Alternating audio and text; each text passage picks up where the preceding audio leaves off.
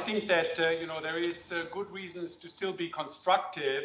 And it really is going to come down to one word, which is earnings, earnings, earnings. And I think over the next 4 or 5 weeks, as the April-June earnings season unfolds, you will see many positive surprises, particularly from the Japanese industrial companies, with the profits pulled higher by the V-shaped recovery in the People's Republic of China. Right, and so break it down sector-wise. Where do you see the outperformance, the underperformance, the winners and the laggards in the upcoming earnings season? Because so far, the underlying data in Japan has not been very supportive.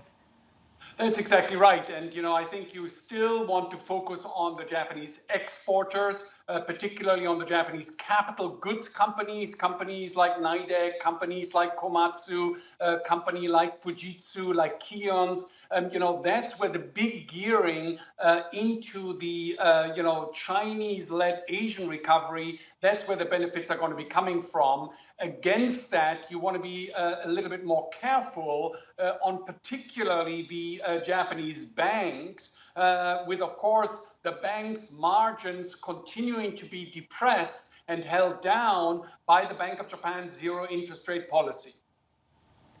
Jesper, do you worry, though, for some of those export names, especially the automakers who do so much business with the U.S., that they could take a hit if the U.S. economic outlook takes a turn for the worst? Even the president is warning about the impacts of the coronavirus now going forward. You make a very important point, but actually there's been a decoupling. If you look at the earnings, you actually find for the Japanese car companies, China is now more important than the United States of America.